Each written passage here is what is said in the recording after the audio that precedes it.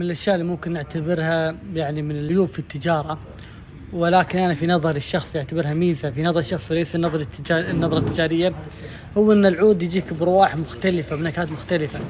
طبعا أتكلم عن نكهات مختلفة الجميلة، ليست نكهات مختلفة السيئة. لما أنا بجي ببيع، لما أقول حق الزبون في نكهة كيد وفي نكهة كيد وفي نكهة كيد، غالبا راح تطيب خاطر الزبون وما يشتري. عن نفسي أنا لما أشوف عود في نكهات مختلفة أستمتع، لما أحطه قدامي أحط كسرة أشمها، بعد أكسر لي كسرة ثانية وأشمها، أو طيب يوم ريحة وبكرة ريحة بنفس العلبة. كشخصيا أستانس، لكن كتجاريا فيها مشكلة والله.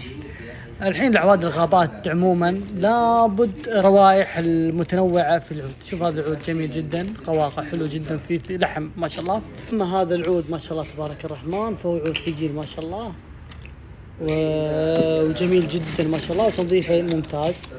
لازم نتفاوض مع التاجر عليه. هذا نكهاته مختلفة، في نكهة الماليزي، في نكهة المالينو، في نكهة البهارية اللي في بعض نكهات الفلبيني. بصراحة أنا عجبني هذا العود حيل، ونكهاته حيل عجبتني، وإن الله يسر وبارك. فبإذن الله الواحد أحد إني أحاول إني ناخذه إذا كان بسعر جيد، لكن حاليا بسعر مرتفع، يمكن ناخذه بهالسعر.